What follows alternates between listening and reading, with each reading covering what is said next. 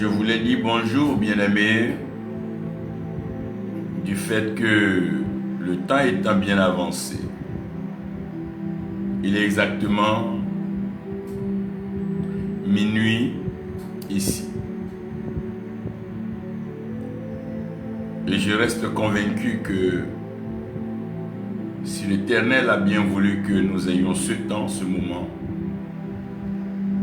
c'est certainement pour édifier, éclairer, instruire, enseigner et orienter quelqu'un. Ça sera donc des temps, des moments de prière, méditation, orientation. Et nous croyons qu'à partir de 23h jusqu'à 1h du matin, nous serons à mesure de disposer notre temps pour prier pour les uns, orienter les autres et édifier plusieurs qui souhaiteraient bien s'instruire sur les réalités de la vie, mais connaître les vérités du royaume. Le ciel et la terre demeurent des mystères assez particuliers. Cependant, vous devez savoir qu'un lieu, un temps, une personne n'entre dans le souvenir que par rapport à un événement particulier ou des événements particuliers. Chaque fois qu'on vous citera une personne, un nom, un lieu ou un temps, vous allez voir qu'un événement particulier va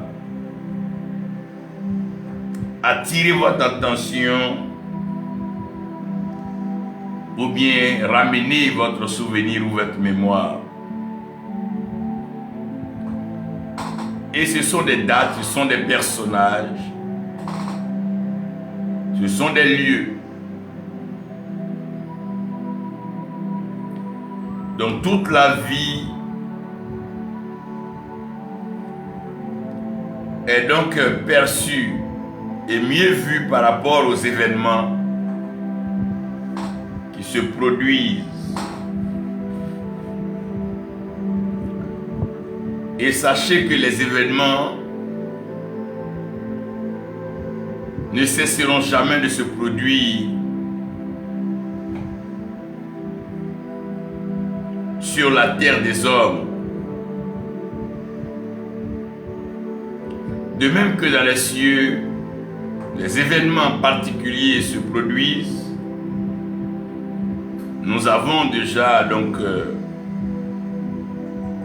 l'un des meilleurs événements qui se produit au ciel quand une âme est sauvée ou quand un pécheur se répand. La Bible nous annonce qu'il y a la joie au ciel. Ça veut dire que toutefois qu'un pécheur, toutefois qu'un méchant, toutefois qu'un homme décide de renoncer à ses pratiques, à une vie donc qui n'est pas digne, et de revenir à l'Éternel, la joie est grande dans le ciel. La vie est marquée par les événements. Les événements s'enchaînent, les événements se suivent, les événements sont présents. Et nous pouvons tous reconnaître qu'il y a tellement d'événements sur terre qu'il est difficile pour l'homme de pouvoir suivre tous les événements, à part ceux qui sont propres, particuliers ou liés à notre vie, notre existence, à nos familles.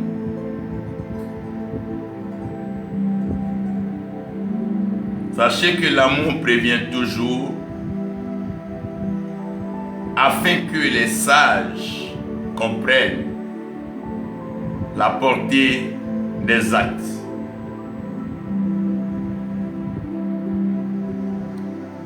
La sagesse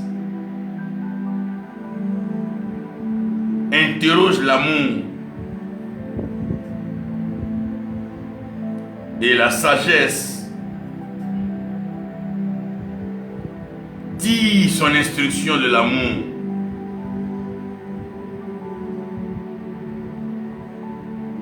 Afin de comprendre ce qui s'est passé, ce qui doit se passer, nous avons le devoir de recourir à l'amour. Donc si vous voulez comprendre la plupart des événements, des actes posés, une réponse viendra, mais elle sera récurrente d'ailleurs, parce que j'aime. Pourquoi tu chantes? Parce que j'aime chanter. Pourquoi tu danses? Parce que j'aime danser. Pourquoi tu ris? Ah, parce que j'aime rire. Pourquoi? Parce que j'aime. Cependant, laissez-moi vous dire que tout ce qui devrait arriver arriva.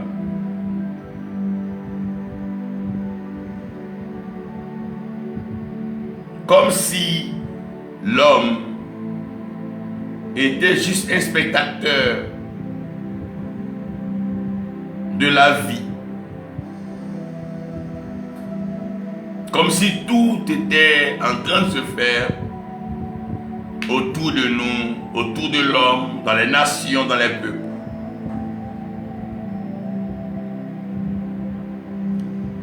Le thème donc de mon message est: voici ce qui arrivera. Voici ce qui arrivera.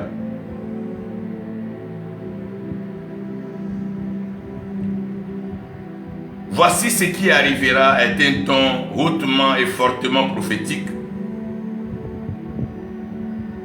parce qu'il renseigne, informe, instruit, oriente, indique et précise un certain nombre d'événements en fonction des temps.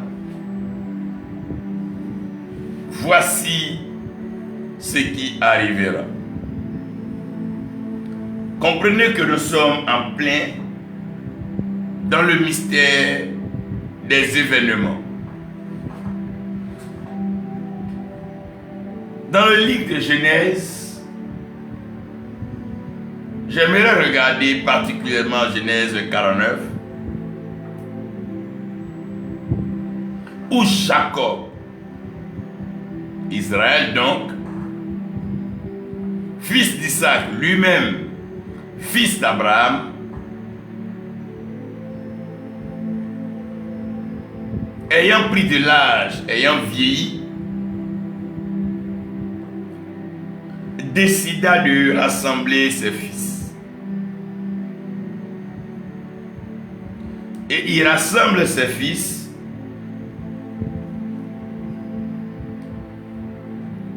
non seulement parce qu'il veut leur parler, mais il donne un thème particulier à ce temps. Il dit qu'il rassemble ses enfants, ses fils, afin de leur dire ce qui arrivera.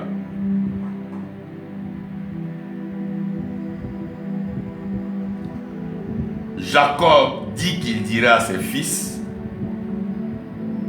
ce qui arrivera. Waouh! Mais qui n'a pas l'envie d'être avec Jacob? Qui n'a pas l'envie d'être fils de Jacob? Parce que nous sommes tous préoccupés. Nous sommes tous pensifs. Nous avons des nuits sans sommeil. Car chacun veut savoir de quoi sera fait demain.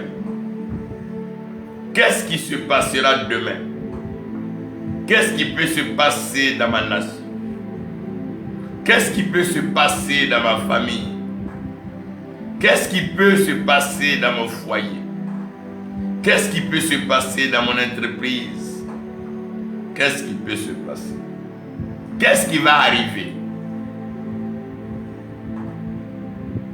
L'avenir. Et Jésus-Christ, étant le même hier, aujourd'hui et éternellement, il est donc clair et vrai de savoir que rien ne lui est caché hier, rien ne lui est caché aujourd'hui, et rien de demain ne lui est caché. Il a une connaissance pleine, parfaite des temps. Ce qui va d'ailleurs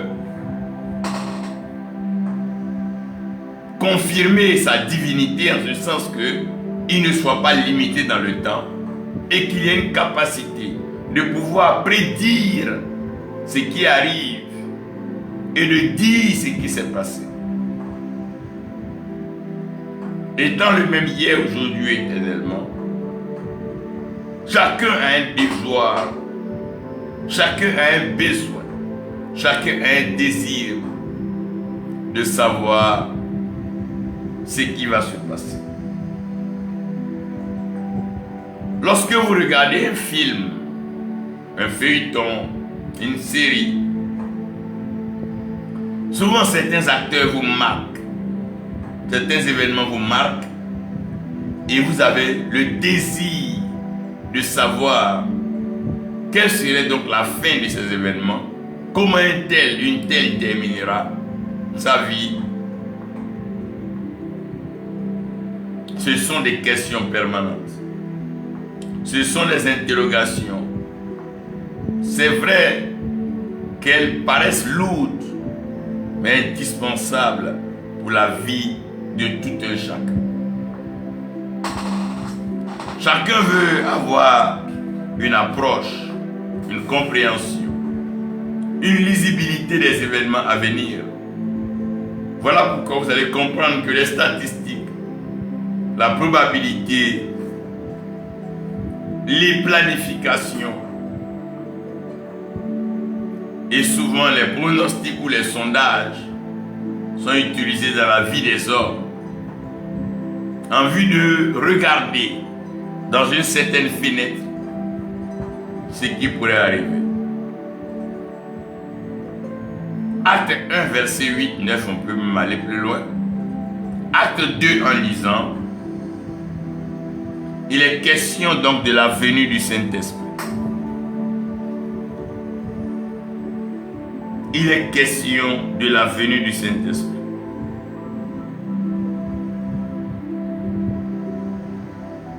Mais,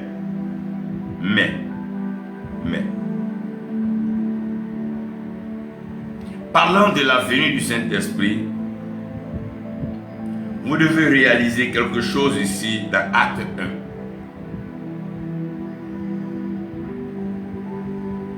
Acte 1,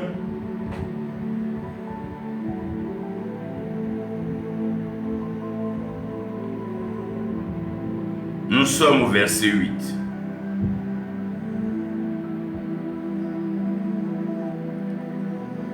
Au verset 8, il est dit que « Mais vous recevrez de la puissance, le Saint-Esprit venant sur vous, et vous serez mes témoins à Jérusalem, dans toute la Judée et la Samarie, et jusqu'aux extrémités de la terre. » Père céleste, l'autorité spirituelle suprême, tu règnes dans les cieux et sur la terre, tu accomplis tes œuvres. Viens par ta parole, ouvre nos yeux, fais tomber les écailles, ouvre nos oreilles et donne-nous la compréhension, l'entendement spirituel. Merci pour nos cœurs, que tu inclines les cœurs que nous avons ouverts pour te recevoir, comme Seigneur et Sauveur. Permets que ces paroles soient enracinées dans notre cœur, afin de marcher en fonction. Pour t'être agréable, t'adorer et te louer toujours. Toi qui es Dieu, toi seul qui es souverain et qui règne maintenant et pour toujours. Au nom de Jésus-Christ. Amen.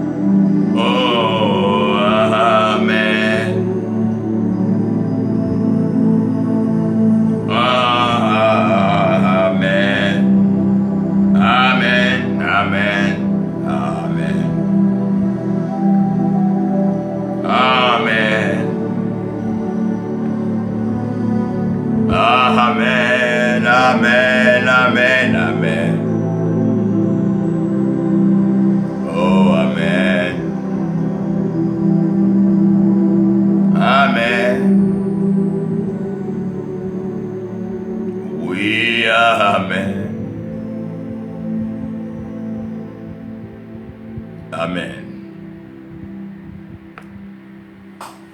Lorsque nous observons la vie de Job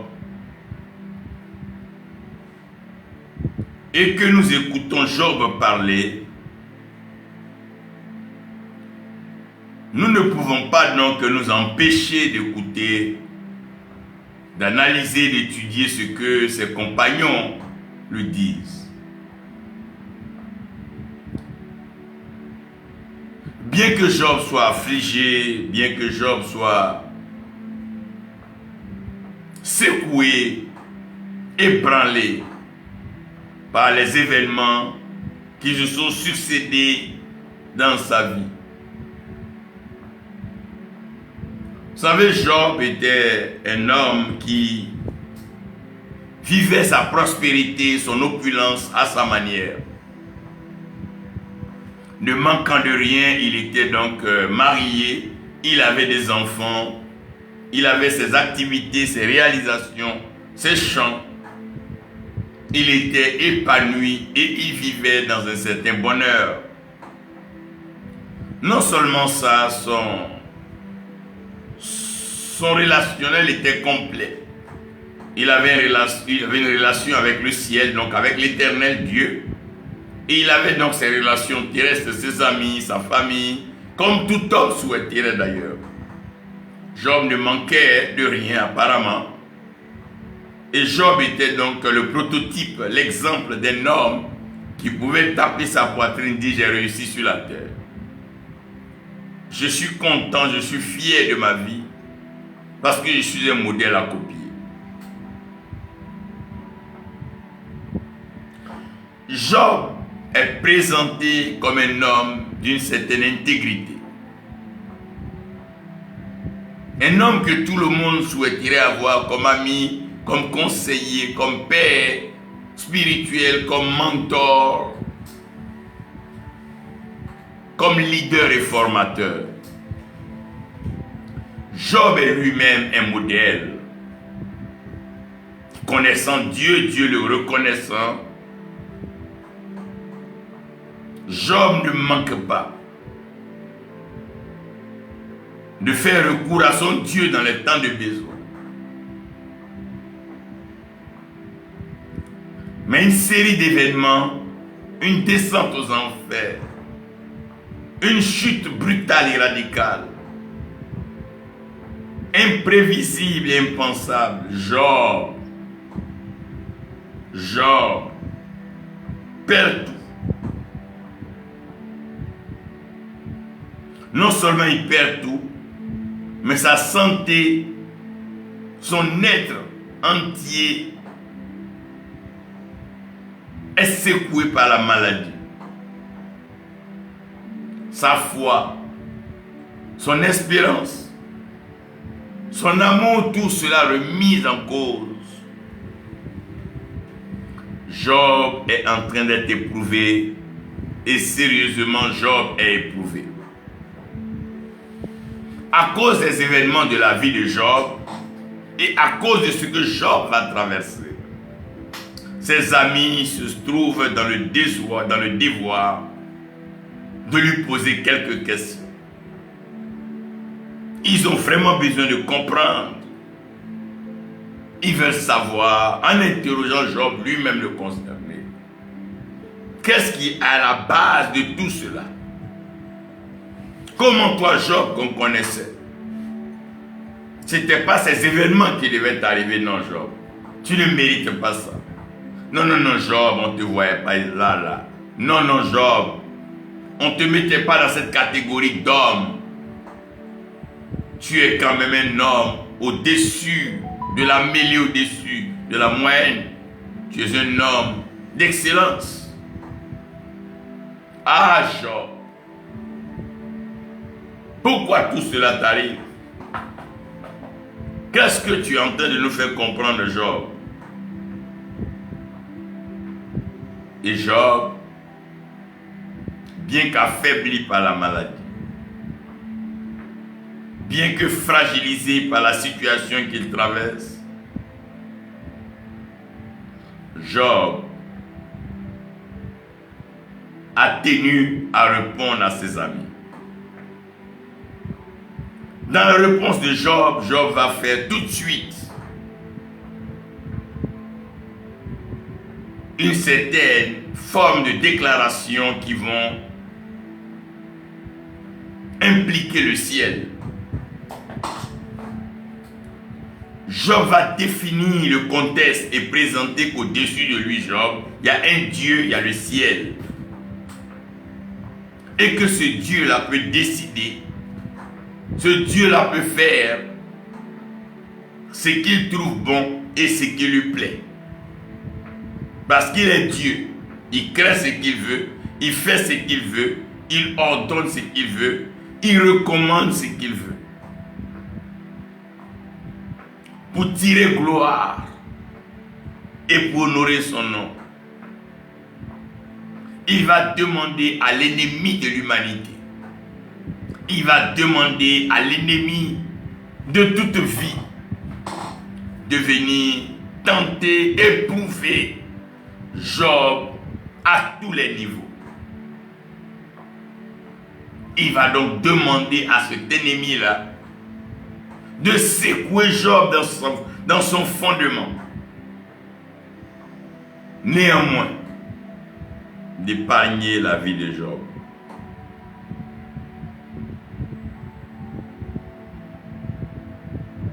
C'est ici que j'ai commencé à comprendre que les événements qui arrivent. Pas parce que nous avons fait quelque chose de particulier. Mais les événements arrivent parce que les événements servent de souvenir. Si tu réveilles Abraham aujourd'hui et que tu lui parles de la montagne de Morija, il se souviendra de ce merveilleux jour où Isaac a failli passer de vie à trépas, dans le sens profond de son obéissance, sa soumission à l'Éternel. Si vous rencontrez la femme et que vous lui parlez donc du puits de Jacob, elle aura beaucoup à vous instruire et à vous dire. Présentez la croix à tout disciple, à tout enfant de Dieu. La croix est un message, la croix est une action, la croix est un événement indispensable pour la vie de quiconque est sauvé. Voyez, Paul dans ses épîtres va ramener toujours, va recentrer le débat, ramener chacun à cet événement glorieux, merveilleux, béni que notre Père Céleste a programmé. Alors laissez-moi donc vous dire que il y a des événements programmés. Job est en train de faire comprendre à ses amis qu'il y a des événements programmés. Il y a des événements qui ne dépendent pas de l'homme, qui ne dépendent pas du temps de l'homme. Ce n'est même pas dans le timing de l'homme, mais ce sont des événements programmés par le souverain créateur, le Dieu qui est maître des circonstances, qui est maître des saisons, qui est maître des temps, qui est maître de toutes choses. Il plaît à Dieu de programmer des événements. Il dit à Satan, je te donne toute la latitude d'aller nuire à Job. Donc le programme maintenant, c'est un programme de nuisance. Je te donne d'aller perturber Job, un programme de perturbation. Je te permets d'aller nuire à sa santé, un problème de nuisance de santé. Et tout ça, c'est un programme. Parce que les événements sont programmés sur la terre. Rien n'arrive sur la terre sans que l'Éternel Dieu ne l'ait autorisé. Sans que l'Éternel Dieu ne l'ait approuvé. C'est l'Éternel qui approuve. C'est lui qui demande à Satan d'aller éprouver Job. Bien-aimé, il y a des événements programmés. Peu importe la nation. Peu importe le territoire, peu importe les hommes, il y a des événements que l'Éternel a déjà programmés. Il n'y a rien à faire. C'est l'Éternel Dieu qui programme les événements. Lorsque dans le psaume 75, il est question de l'élévation, la Bible dira que c'est l'Éternel qui lève un et qui rabaisse un autre. C'est l'Éternel Dieu qui fait grâce à qui il veut. Il est maître, il est souverain. C'est lui qui décide quel programme exécuter dans une nation, dans un continent, dans une famille et dans le monde entier. C'est lui qui déroule son programme. C'est lui qui déploie l'arsenal de l'accomplissement de sa volonté. Parce qu'il est Dieu. Personne ne peut dire exactement ce qui va arriver parce que aucun homme n'est programmateur des événements de l'humanité. Personne ne peut programmer certains événements essentiels comme sa naissance. Quand toi-même tu n'existes pas encore en tant qu'entité, comment peux-tu programmer la rencontre de ton père et de ta mère et de cette union nette? As-tu choisi ton sexe? As-tu choisi ton teint, ta couleur? As-tu choisi ta carrière avant de naître? Non. Certains événements sont programmés par l'Éternel. La Bible dit qu'avant que donc l'homme ne soit créé pour cultiver la terre, il y avait une vapeur programmée qui sortait donc de la terre et qui arrosait. Oh God. Quelle est cette programmation de la vapeur? Et quand l'homme est créé, la pluie est programmée pour venir en sa saison. Comme la parole de Dieu qui vient. La parole respecte le processus de la pluie qui arrose correctement la terre afin de faire germer les plantes.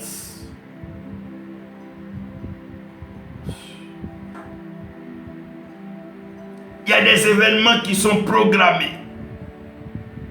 La naissance d'un homme est programmée. Salomon dit qu'il y a un temps pour naître et il y a un temps pour mourir. C'est-à-dire que la naissance est programmée et la mort est programmée. Il dit qu'il y a un temps pour s'aimer et un autre temps pour moissonner. C'est une programmation. Il y a un temps pour rire et un temps pour pleurer. C'est une programmation. Il y a un temps pour être élevé et il y a un temps pour être abaissé. C'est une programmation divine. Et personne n'échappe à cela. On ne restera pas enfant éternellement. Il y a un temps que Dieu a prévu dans la vie de tout homme où la vieillesse arrive. Ce sont les événements programmés. Dans chaque nation, dans chaque continent, dans chaque peuple, il y a des événements programmés par l'Éternel lui-même. Voilà pourquoi, pour la plupart du temps, les hommes sont étonnés. Mais comment cela est arrivé? Mais parce que l'Éternel l'a programmé. C'est un programme divin. C'est un programme. Donc quand Dieu prédestine des personnes, c'est un programme. C'est des événements que Dieu a programmés. Dieu avait déjà programmé qu'un jour, un homme du nom d'Abraham deviendra le père de la foi. C'est des programmes divins. C'est l'Éternel lui-même qui programme les événements. Et ces programmes-là, aucun homme ne peut changer quelque chose.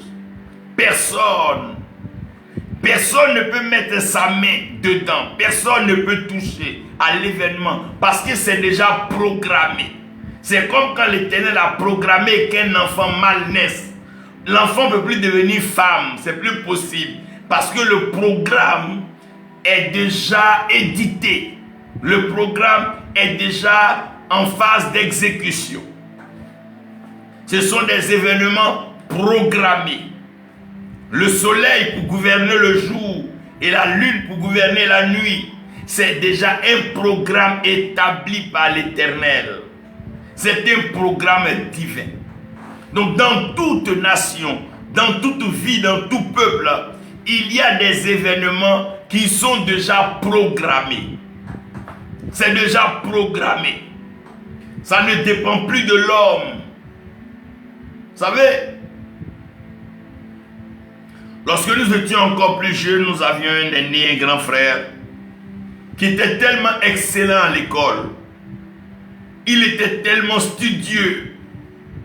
Et je crois que si vous vous souvenez, une de ces années-là, l'année de sa mort, je fais une vidéo et je dis, mais personne n'aurait imaginé. Voici quelqu'un qui était tellement intelligent en avance sur son temps qu'il était capable de passer faire étudier chacun de nous. Il a fait un parcours sans faute, tellement brillant qu'il était un modèle. Il était admiré de tous dans le quartier. Mais voici que ce dernier va arriver en terminale, il va échouer au bac, échouer au bac, échouer au bac et arrêter ses études à là. Et vivre une vie assez compliquée, une vie assez difficile. Jusqu'à ce que, de désespoir, cet homme s'écroule un jour et qu'il meurt. Comment pouvons-nous expliquer qu'un homme aussi brillant, aussi intelligent, un homme pour qui tout le monde disait non, non, non, non, non, celui-là c'était, il deviendra demain, il sera un docteur, non. Vous savez, il y a des événements qui sont programmés dans la vie d'un homme, d'une nation, d'un peuple. Il y a des événements qui sont programmés. Quand Dieu parle à Abraham, Dieu fait comprendre à Abraham qu'il va envoyer ses enfants en esclavage pendant 400 ans. C'est programmé. Ça ne dépend ni d'Abraham, ça ne dépend ni des enfants, ça ne dépend même pas du maître et ça ne dépend pas des esclaves. C'est un programme divin. Ce sont des événements programmés. Et les événements programmés sont des événements qui sont entre les mains de l'Éternel. On ne peut pas expliquer, on ne peut pas comprendre. Ça paraît impossible aux yeux des hommes. Non, lui là, non, il ne peut pas échouer. Non, non, celle-là, non, non, non, non. Celle-là, non, non, non, non, non, non. Ce pays-là, non, non, non. Ça, ce sont des événements programmés par l'Éternel. Et comme Dieu cache les choses, les programmes divins sont cachés. Personne, je dis bien personne, ne peut savoir ce que l'Éternel a prévu. Parce que ce sont des événements déjà programmés. C'est comme la mort et la vie. Que tu veuilles ou pas, un jour. Et le programme est tellement précis que l'Éternel choisit le mal, le malaise, ou le personnage qui va être à la base et à la cause de cet événement. Il choisit les temps, il choisit les lieux et il choisit les personnages. Tout comme un film où on fait un casting des acteurs, le scénario est déjà écrit et le film suit son cours. Ce sont les événements programmés. Aussi longtemps que l'Éternel est souverain, il fait des programmes. C'est sa souveraineté. C'est parce qu'il est souverain qu'il peut programmer. Il peut élever une nation, il peut la rabaisser. Il peut élever un homme, il peut le rabaisser. Il peut prolonger la vie d'un homme comme il peut la réduire. Ça dépend de lui. Ça dépend de lui. C'est dans ce programme-là que Ézéchiel répond à l'Éternel, mais personne ne peut savoir la destinée de ces ossements-là si ce n'est toi seul. C'est toi qui m'as envoyé vers ces ossements. Donc c'est toi qui sais comment les ossements sont arrivés ici. Et c'est toi qui sais ce que tu veux des ossements. Donc que je sois prophète ou que je ne le sois pas, que j'ai la connaissance, que je n'ai pas de la connaissance, qu'est-ce que je peux bien faire dans une situation que toi, Dieu, tu contrôles de bout en bout et tu es l'alpha et l'oméga. Tu es le commencement et la fin. Comment est-ce que un événement que toi, Dieu, tu as déjà programmé peut t'échapper et tomber dans le contrôle ou dans les mains d'un homme, un être mortel comme nous? Non. Ce sont les événements programmés. Il y a des événements programmés partout sur la terre. Aucun pays, aucune terre, aucun homme ne fait exception de cela. Non, non, non, non. Non, non, non. C'est un programme divin. Parce que la parole de Dieu est un programme qu'exécute sa main. Quand Dieu parle, c'est un programme. Quand Dieu déclare, c'est un programme. Quand Dieu dit à Samuel, arrête de pleurer Saül, remplis ta corne d'huile, je me suis déjà choisi un roi, quelqu'un que j'aime, pour le mettre sur le trône. Ça ne dépend plus de Saül, ça ne dépend même pas de Samuel, encore moins de David, qui ne sait même rien de tout ce qui est en train de se passer. C'est la souveraineté de l'Éternel. Souvent, on te pose la question, mais comment tu as rencontré ton épouse? Tu ne sais même pas comment répondre. C'est un programme divin. Tu aurais pu ne pas passer là. Tu aurais pu ne pas l'appeler. Il y a trop de choses. Et elle aurait même pu dire non. Mais on a comme l'impression qu'il y a des événements programmés par l'Éternel. Et ces événements sont souverains. Quiconque défie ces événements tombe toujours devant un fait accompli du Seigneur. C'est toi qui es Dieu. Même le féticheur, même le marabout, quand il essaie d'entrer dans ses pratiques, il terminera par, si Dieu le veut, parce qu'il y a une volonté qui est souveraine, qui est suprême. C'est ça qu'on appelle les événements programmés. La Bible est remplie d'événements programmés que je ne vous citerai pas ici. Ne serait-ce que lire la Bible, vous les comprendrez. C'est ce qu'on appelle les événements programmés. Les événements programmés arrivent tout simplement parce que Dieu veut. Si Dieu veut que tu sois élevé, bien-aimé, tu seras élevé. Si Dieu veut que tu sois prospère, tu seras prospère. Si Dieu veut que tu sois... C'est programmé. C'était un programme selon quoi la Vierge allait enfanter. C'était un programme. C'était un programme.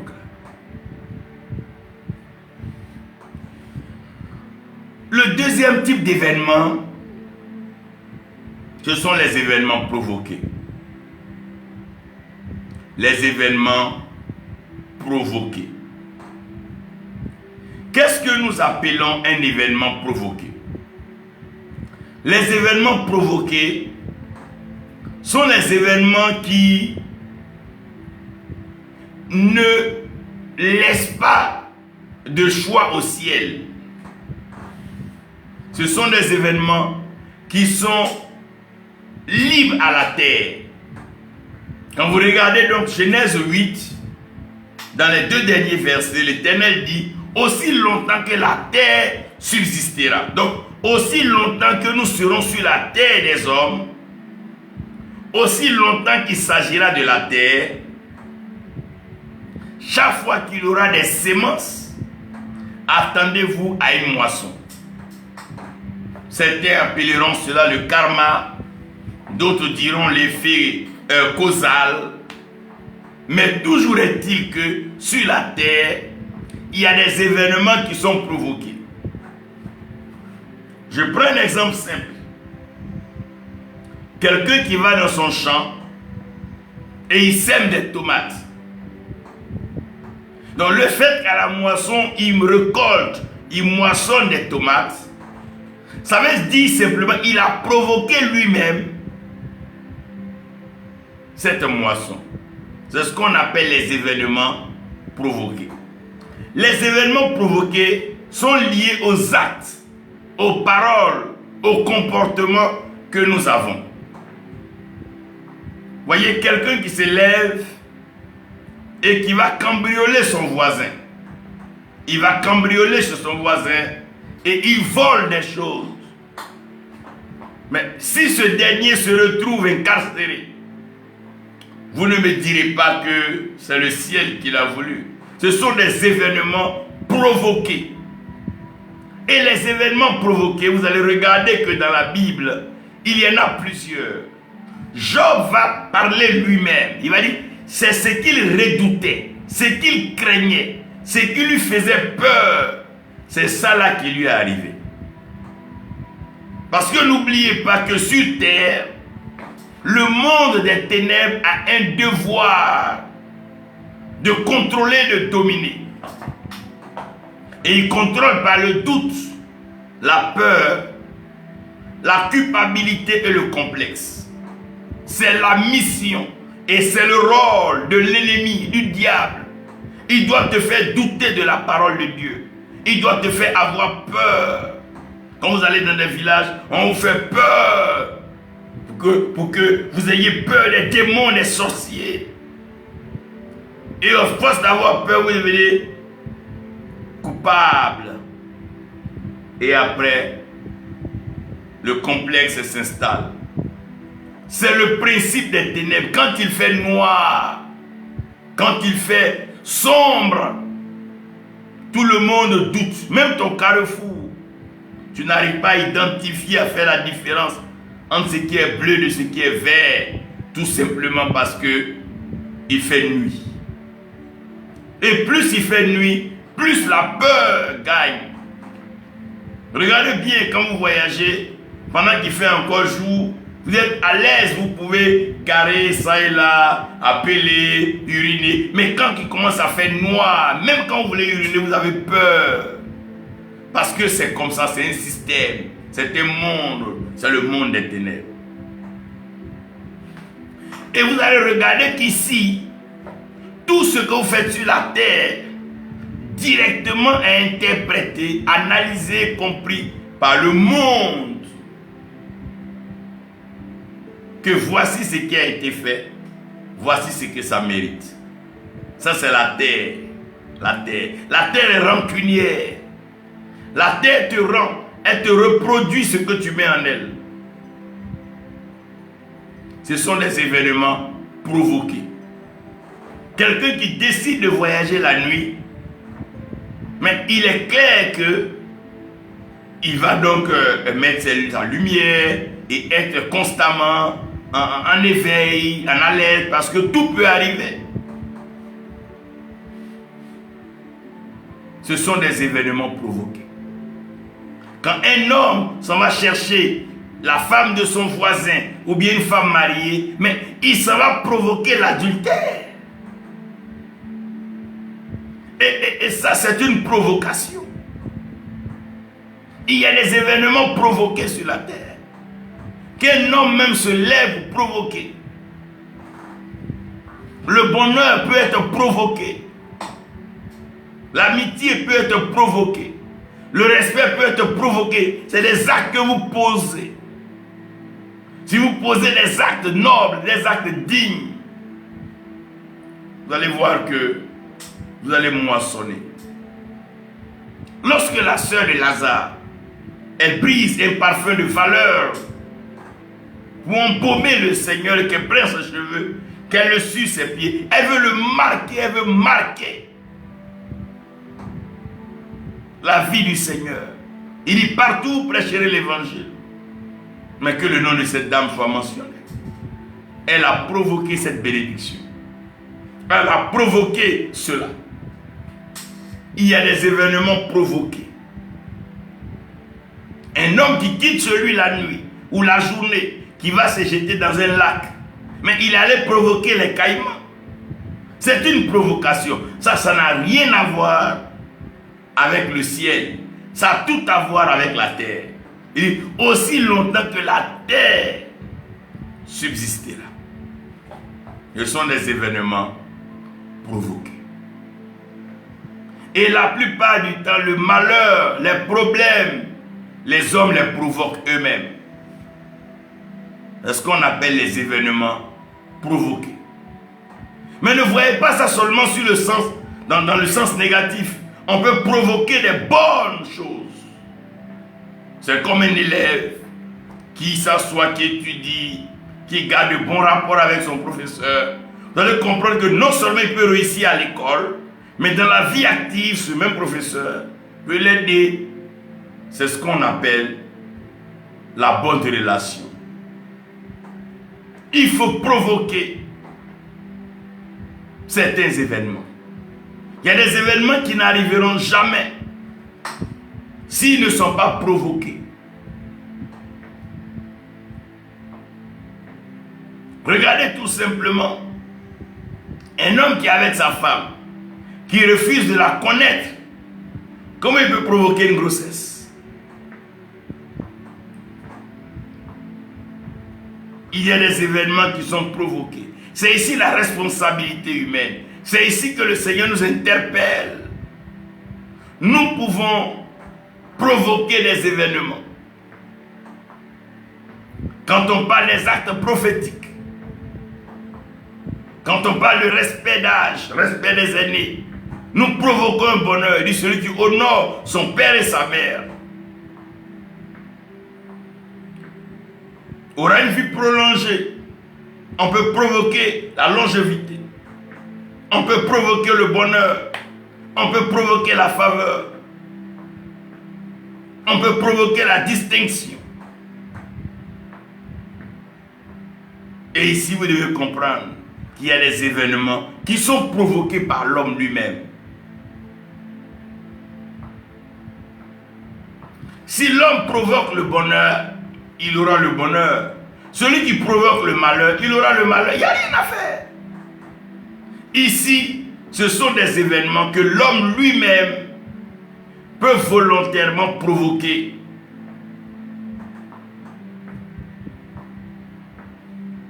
Quand tu fais du mal, tu t'attends à quoi? Quand tu injuries, tu t'attends à quoi? Quand tu blesses, tu t'attends à quoi?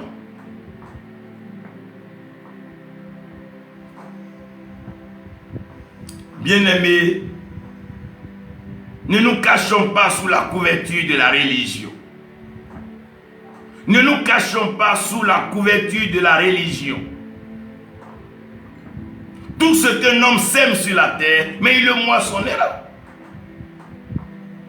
Quand tu détruis les relations, tu détruis les amitiés, tu brises les vies. Mais attends, qu'est-ce qui peut te donner à la fin?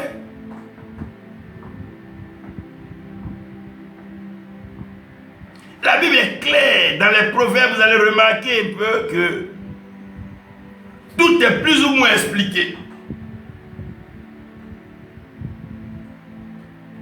Celui qui divise les amitiés, il finira toujours par lui-même vivre cela. C'est ce qu'on provoque.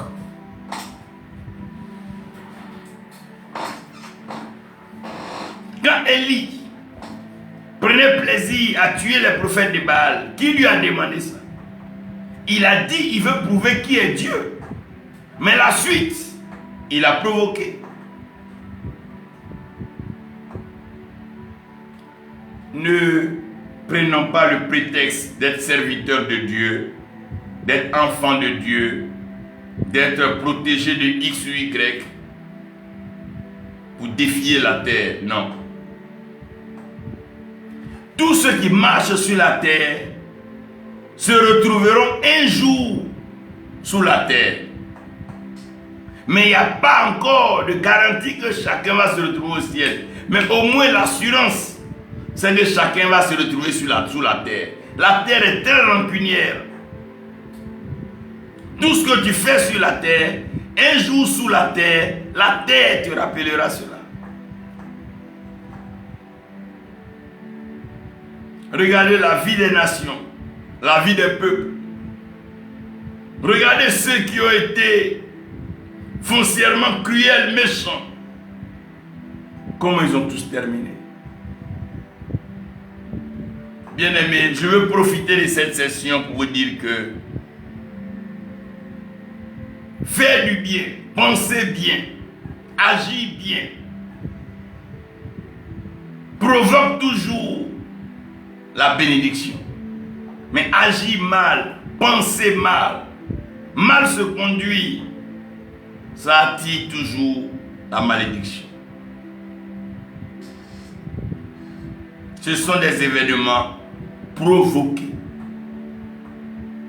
Et ces événements provoqués ne tiennent pas compte de ton appartenance ni de ta religion.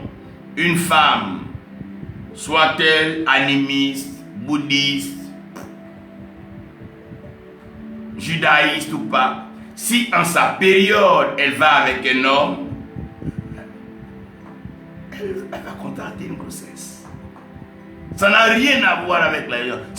C'est comme ça que ces événements ont été exposés. Ce sont des événements provoqués. Alors pourquoi ne pas provoquer le bonheur? Pourquoi ne pas provoquer la paix? Pourquoi ne pas provoquer la longévité? Pourquoi ne pas provoquer la prospérité? Pourquoi ne pas provoquer l'élévation? C'est ici alors que chacun doit s'asseoir et méditer. Qu'est-ce que je veux voir demain? C'est ce que tu veux voir demain que tu dois provoquer aujourd'hui. Tu veux voir des miracles demain? Mais prie aujourd'hui, jeûne. Dispose-toi. Les événements provoqués. Chacun, avant d'accuser le diable, doit savoir qu'il est lui-même son premier ennemi.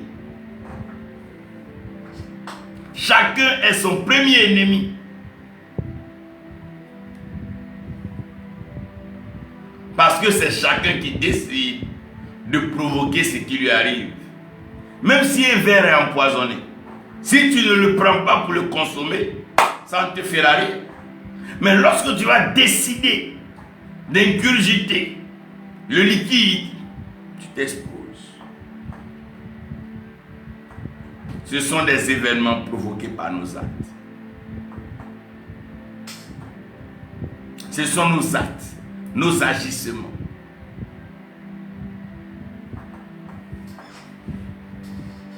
Au lieu d'assumer pour se repentir devant l'Éternel, on veut accuser le ciel. Non, non, non. Ce qui est programmé est programmé. Ce qui est provoqué est provoqué.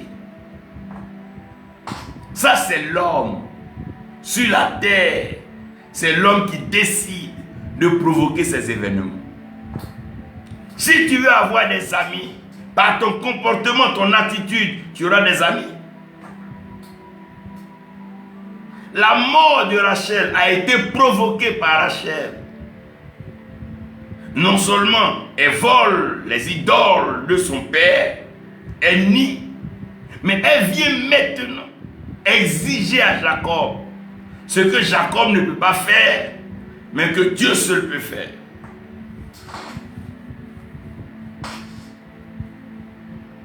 Donne-moi des enfants comme tu en donnes à Léa.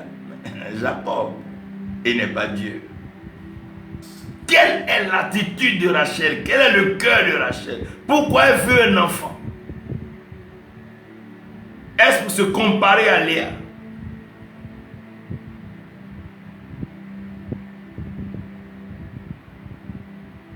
C'est dommage que plusieurs meurent en voulant se mettre à la place des autres. Tout le monde n'est pas appelé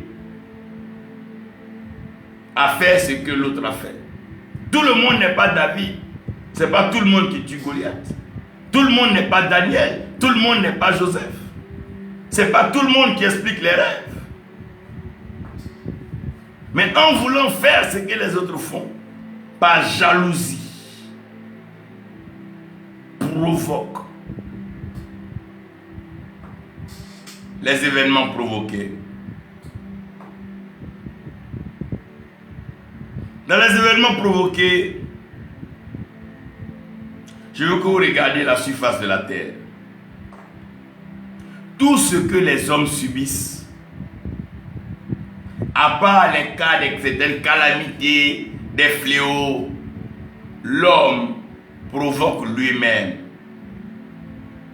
sa propre destruction. L'homme provoque lui-même sa mort. L'homme provoque lui-même ses maladies.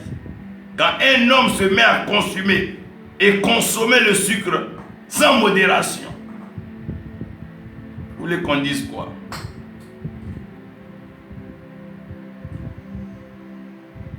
Voilà pourquoi Adam et Ève sont allés eux-mêmes provoquer leur nudité, leur chute et la perte de la gestion du jardin. Ils sont allés provoquer ça eux-mêmes parce qu'ils ont voulu que leurs yeux s'ouvrent, deviennent comme des dieux. Ils sont allés provoquer ça.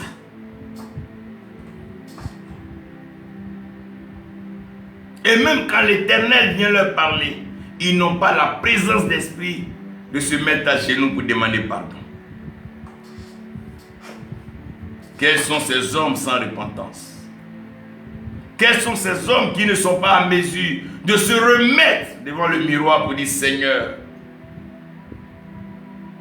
j'ai provoqué ces événements, mais je crois en ta grâce, je crois en ta miséricorde pour freiner leur déroulement. Le pécheur à la croix, il dit non, lui il a péché. C'est normal qu'on le crucifie. C'est normal qu'il meure. Cependant,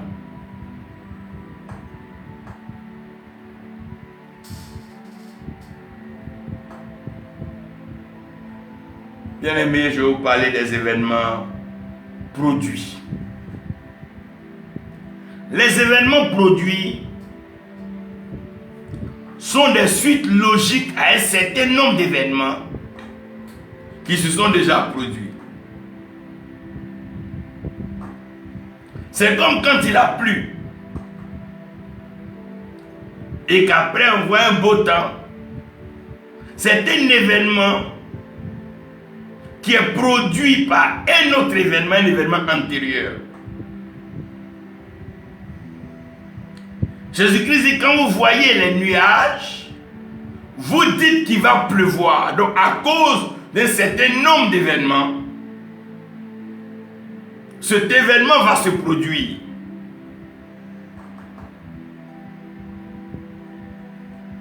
Ce sont des événements qui sont une suite logique, une continuité d'un certain nombre d'événements déjà entamés. Donc quelqu'un qui allume, qui ouvre la bouteille de gaz dans sa maison.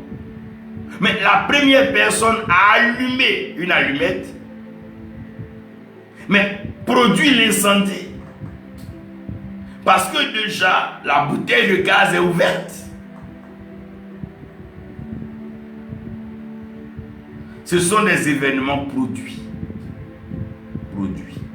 À ce produit. Et ce sont des événements que nous essayons de ne pas dire que nous avons provoqué parce qu'on ne sait pas ce qui était fait avant nous. Voilà là où l'ignorance est un péché mortel. Il y a plu, il y a la boue. Et toi, tu es en train de conduire dans ce chemin-là. Mais lorsque tu vas aller t'enfoncer, tu diras que je ne savais pas. Mais avant que tu n'arrives, il y avait une pluie. C'était un événement que tu n'as pas considéré. tu n'as même pas cherché à voir, un peu comme la météo, il faut prendre la peine de regarder les événements qui sont arrivés avant. Il faut regarder les événements d'avant. Un homme qui vient de détruire un couple hier et qui vient te voir aujourd'hui, mais il va continuer, il est dans une logique, c'est une suite. Un voleur qui a volé son bienfaiteur, qui vient te voir, mais il est dans une suite, c'est des événements produits. Comme on dit, chien ne fait pas Charles. C'est des événements produits. On connaît ça. On a déjà vu ça ailleurs. Ce n'est pas nouveau. C'est du déjà vu. C'est du connu. Quand on regarde, on peut savoir. Quand quelqu'un qui ne sait pas nager remplit une piscine et qui descend dedans, ce sont des événements qui se produisent sous nos yeux tous les jours. Et ne cherchons pas à accuser le diable. Ce sont des événements produits. Quand Absalom se rébelle contre son père, David, quand il prend le trône de son père et qu'il décide d'abuser des femmes de son père, mais c'est une suite logique. Un fils qui déshonore son père est un fils maudit. Mais la suite logique de la malédiction, mais c'est le malheur et la mort. Donc qu'un arbre prend Absalom. Mais ce sont des événements qui se produisent. Ça ne fait que continuer. C'est une série d'événements. Ça ne fait que continuer. C'est quelqu'un qui a déjà glissé. Le fait qu'il tombe, qu'il se casse là-dedans, ce sont des événements qui suivent. C'est ce qu'on appelle les événements produits. C'est une suite. C'est une série d'événements. Vous devez à un certain moment vous asseoir et lire la parole de Dieu de façon objective. Lire les proverbes et comprendre qu'il n'y a rien de nouveau sur la terre. Il n'y a rien de nouveau sous le soleil.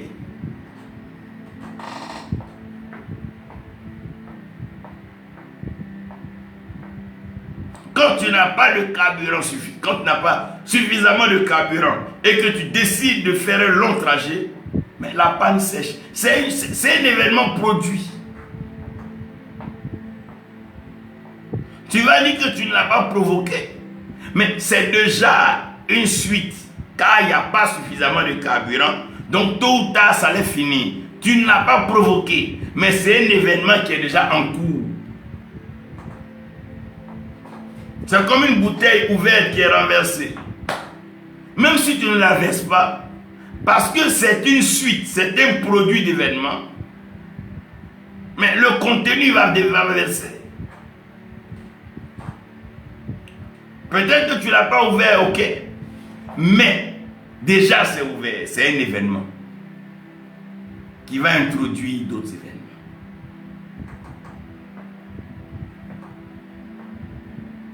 C'est ce qu'on appelle les événements produits. C'est comme un résultat, ça sort sous tes yeux. Avant de comprendre qu'est-ce qui s'est passé, voilà comment c'est. C'est ce qui avait été avant toi. Donc quand Dieu se révèle à Moïse, quand il lui parle de comment le peuple est arrivé en Égypte, Moïse se rend compte que c'est une série d'événements. Si les frères de Joseph ne l'avaient pas haï, qu'ils ne l'avaient pas jeté dans le puits et qu'ils n'ont pas enlevé, qu'on n'avait pas vendu aux Arabes, qu'ils n'étaient pas venus en Égypte, c'est une série d'événements. C'est comme ça, c'est. Tu ne peux pas isoler un événement, c'est une suite logique. Là sont les événements produits. Si tu ne veux pas que l'événement Z arrive, il ne faut même pas entamer l'événement A. C'est une série, c'est une suite, c'est une continuité. C'est comme quelqu'un qui sait qu'il pleut et il sort. Donc le fait qu'il soit mouillé, c'est une continuité. Et qu'il ait froid, c'est une suite logique. C'est une série d'événements.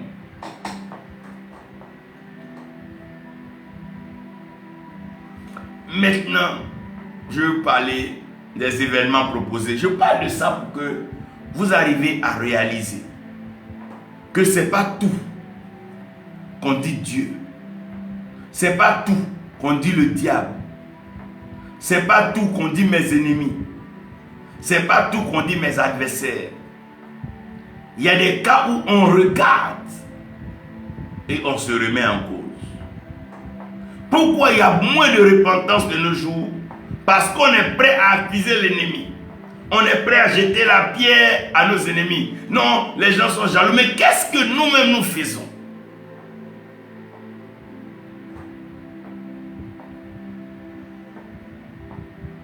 Les événements proposés. Les événements proposés sont les événements à souhait. Seigneur, je souhaite me marier avec X. Père, je souhaite voyager dans tel pays. Père, je souhaite voyager par avion. Ce sont des événements qui sont proposés. Et quand ces événements sont proposés, l'Éternel t'éclaire sur la finalité, l'aboutissement de ces événements. Il a envie de faire connaître par des prières et des pétitions. C'est des propositions, des événements proposés. Seigneur, cette année, je voulais faire un chant de rire. Qu'est-ce que tu en penses? Ce sont des événements proposés. Proposés par l'homme, présentés devant Dieu.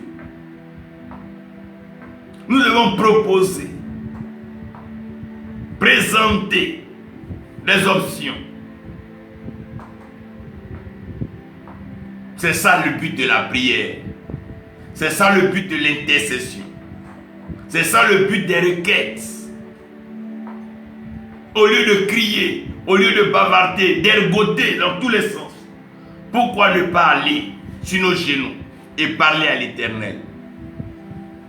Proposer ce qu'on croit meilleur, ce qu'on croit mieux, ce qu'on croit bon à l'Éternel. Même les démons, quand Jésus-Christ arrive donc à Gadara, il lui faut une proposition belle, puisque ce n'est pas encore le temps d'être condamné.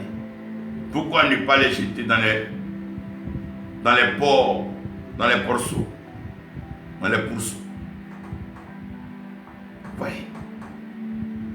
Il y a toujours une table de proposition. La Bible parle de la table de proposition, là où le pain propose. Toujours est-il que, quand vous allez dans un restaurant, il y a un menu proposé. On va vous parler peut-être du menu du chef, mais toujours est-il que, on vous donne un choix. Les événements pour l'Éternel nous donnera toujours des choix. Bien aimé, que ce soit aujourd'hui, demain, l'Éternel nous donnera toujours des choix. Si vous faites comme ça, voilà ce qui va arriver. Vous faites comme si, voilà ce qui peut arriver. Si vous faites ceci, voilà ce qui... Il nous propose.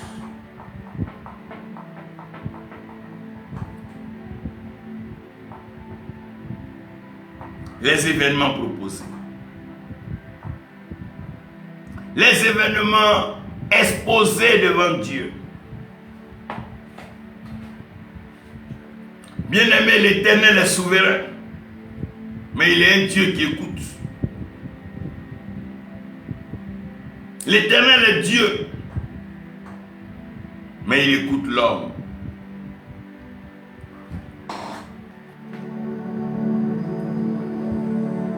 Sachez qu'il y a des événements programmés qui sont déjà arrêtés dans les cieux. Mais il y a des événements qui se produisent comme étant une suite d'événements. Il y a des événements proposés qui sont toujours en phase d'approbation d'examen. Mais il y a des événements que nous provoquons nous-mêmes. On ne peut pas mettre sa main dans le feu puis s'attendre à ne pas être brûlé. C'est provoqué. On ne peut pas faire du bien à quelqu'un et puis ne pas s'attendre à être béni.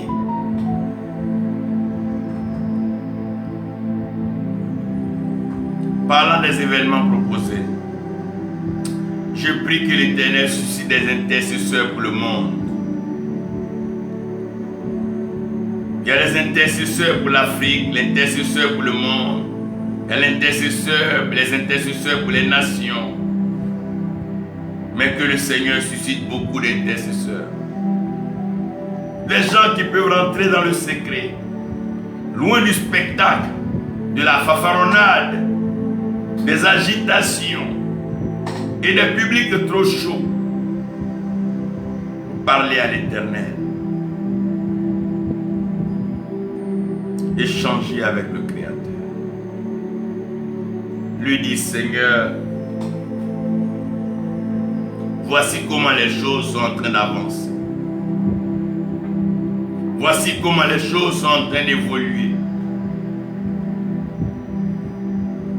Et à cause de tels résultats, Père, nous voulons te demander de nous soutenir, de nous aider. Comme Jonas, qui par sa désobéissance, sa négligence de la mission divine se retrouve jeté dans l'eau et dans le ventre des poissons. La Bible dit que Jonas, dans le ventre des poissons, pria l'Éternel son Dieu.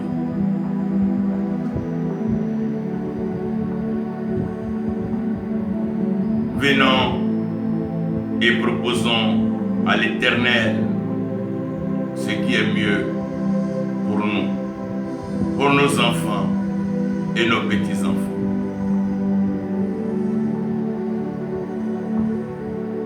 Venons demander pardon à l'Éternel, venons ensemble et demandons pardon à l'Éternel pour nos actes, nos manquements, nos paroles déplacées, nos comportements indignes et irresponsables.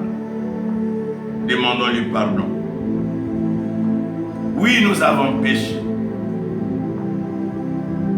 Nous avons fait ce qui n'est pas digne à ses yeux.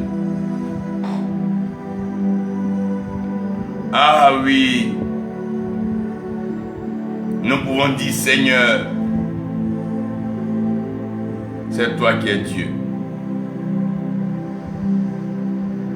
Oh oui, c'est toi qui es Dieu. Oui, c'est toi qui es Dieu, Seigneur. Oui, c'est toi qui es Dieu, Seigneur. Vous devez comprendre que les événements n'arrivent pas par hasard. Non, non, non, non. Rien n'arrive par hasard.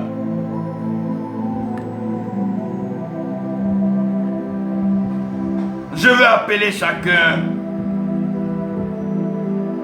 Et je vais appeler quelqu'un maintenant à s'inscrire pour intercéder. Pour prier pour les nations. Prier pour les familles. Prier pour les couples. Prier pour les leaders. Prier pour les responsables. Ah oui.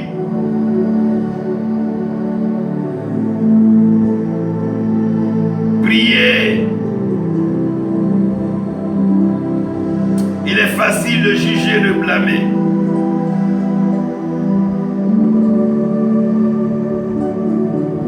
Mais bien aimé, vous devez comprendre.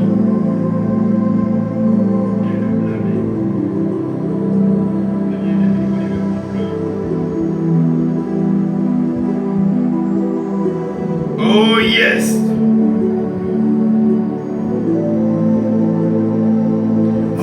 réaliser ici que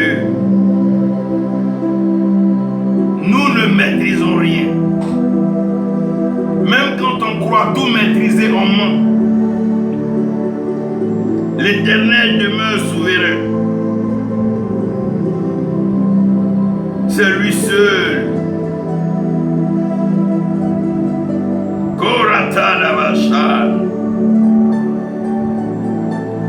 Oh oui, bien-aimé, il y a des événements programmés.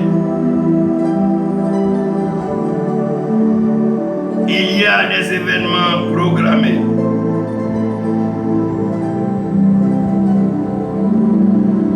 Oh, Ratada Racha. Il y a des événements programmés. Il y a des événements provoqués.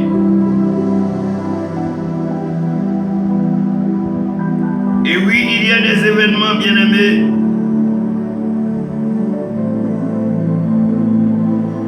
qui sont produits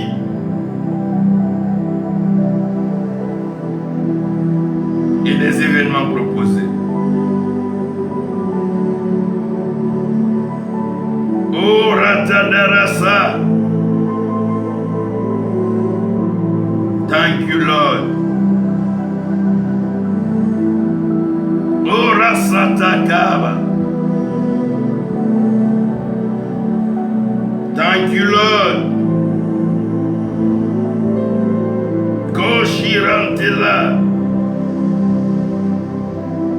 Marabadaga Sarate.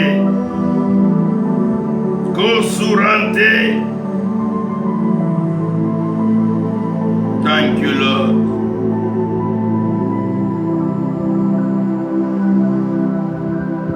Acte 1, acte 2. La Bible nous met devant un fait accompli. La venue du Saint-Esprit était déjà programmée. C'était un événement programmé. Personne ne pouvait arrêter cet événement. Rien ne pouvait arrêter cet événement. L'Esprit de Dieu, de sa souveraineté, devait visiter la terre des hommes. Dieu est souverain. À la création, il y avait son esprit à la surface des eaux. C'est un événement particulier, spécial, parce qu'il était programmé. Oh oui, il avait été déjà annoncé consolateur. Il avait déjà été promis libérateur. Il avait été promis admirable conseiller. Oui, le Saint-Esprit. C'était un programme divin. Parce que la parole de Dieu est esprit et vie. La parole de Jésus-Christ venait d'être crucifié. Après avoir fini sa mission sur terre, la parole a été crucifiée. Et quand la parole ressort d'entre les morts et que cette parole monte vers le Père, le programme divin est en phase d'exécution. Il dit à ses disciples, je ne vous laisse pas orphelins. Je ne vous laisse pas seuls. Je ne vous laisse pas orphelins. Mais je monte vers le Père afin de demander que ce qui avait été déjà programmé, ce qui avait déjà été prévu,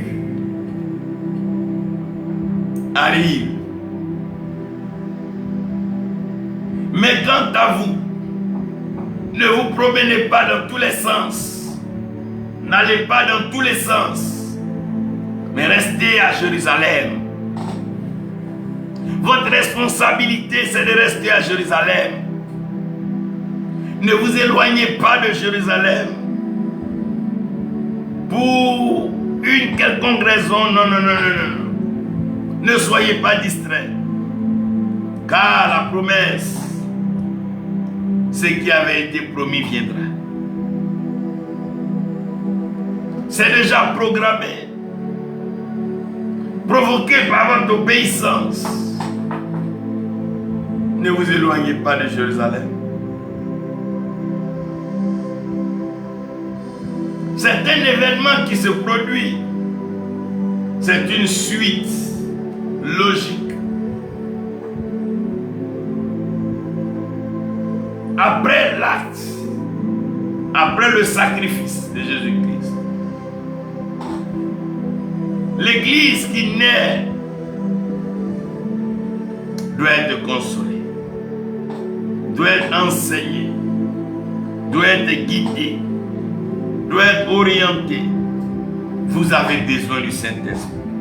Nous avons besoin du Saint-Esprit pour le réveil, pour la restauration, pour les miracles.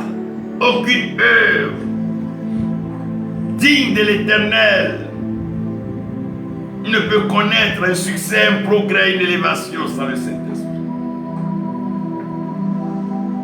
C'est une suite logique.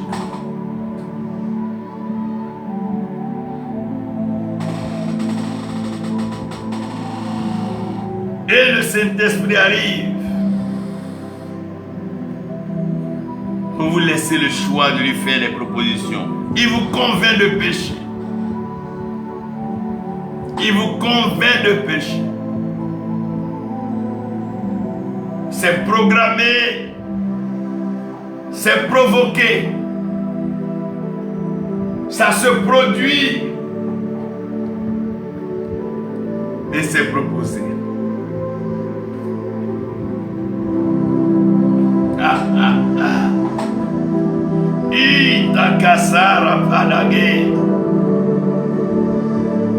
C'est programmé le Saint-Esprit.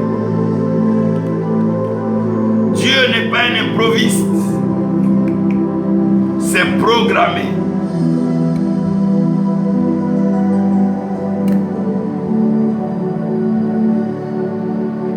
Et nous provoquons par notre obéissance.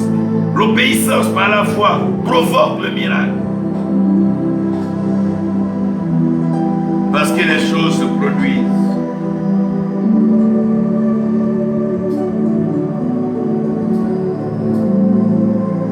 C'est un temps de proposition. Que veux-tu?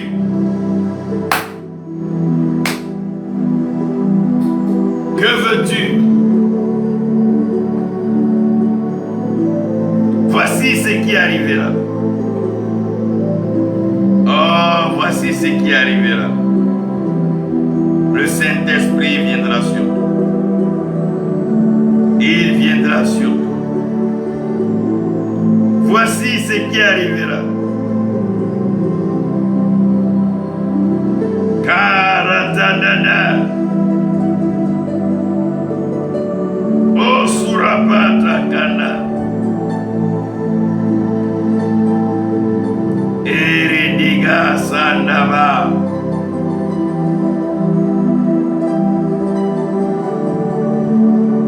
L'art chanté. Gloire à l'agneau. Déchete rekeda.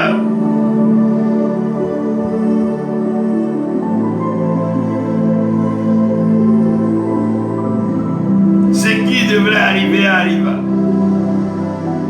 Ce qui avait été promis, prophétisé. Oh God. Oh God. Oh God. Thank you, Lord. Thank you, Lord. Narakadabaché. Reçois le Saint-Esprit. Reçois le Saint-Esprit.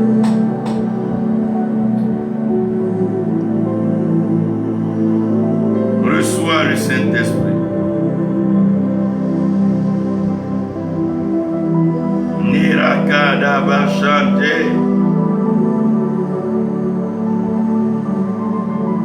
you, Jesus. Voici ce qui arrivera. Voici ce qui arrivera. Il dit le Saint-Esprit. Le Saint-Esprit. Le Saint-Esprit.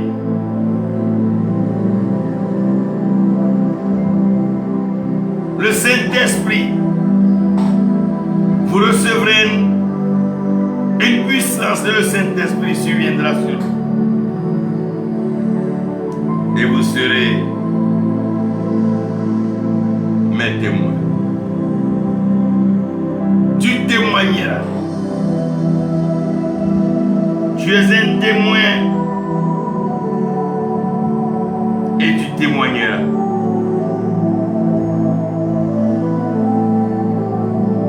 Oh Rakanda, Kosorotereba.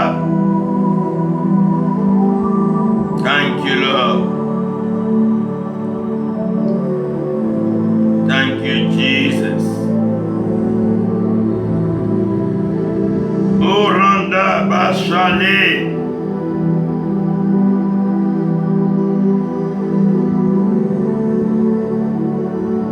Thank you, Lord.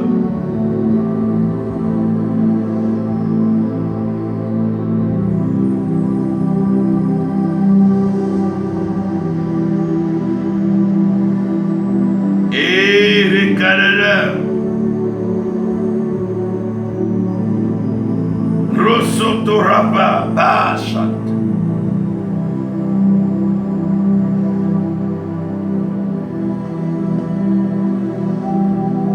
Nuragadarasa.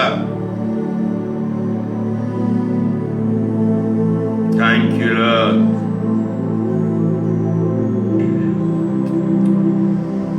Tu témoigneras.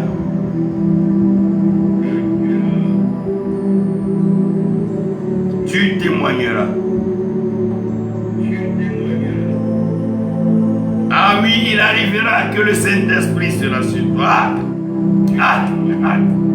Resata Kabashat. Oh, Sokolorindeka.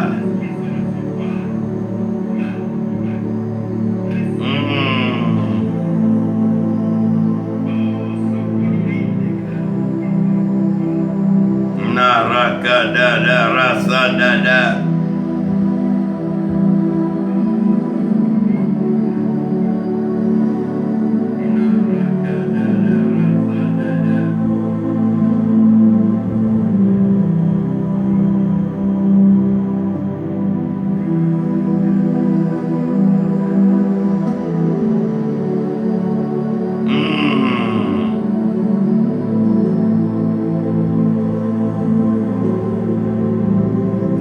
Témoigner.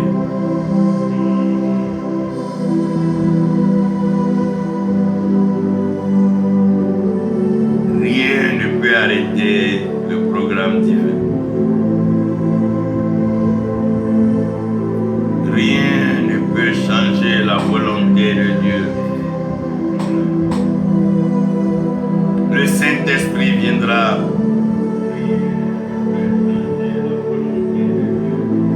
Saint-Esprit. Oh, Holy Spirit, come and take control. Holy Spirit, Holy Spirit, come and take control in my life.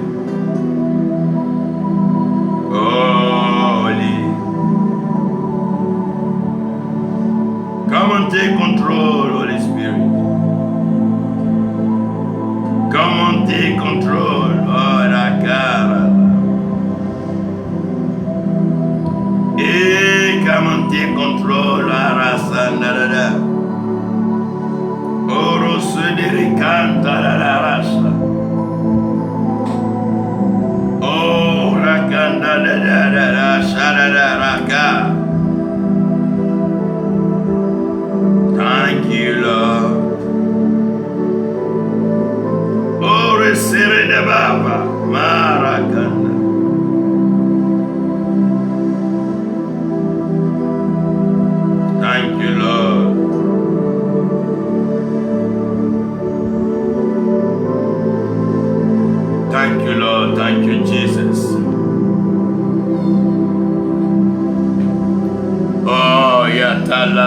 Andé. Take control, Lord. Take control, God. Come on, take control. Oh Lord, take control. Take control, Lord.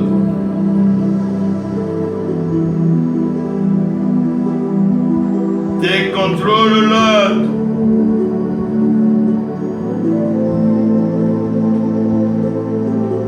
Take control. De là où tu es, prie le Seigneur. Ce qui doit arriver, c'est le Saint-Esprit. Ce qui est prévu et programmé,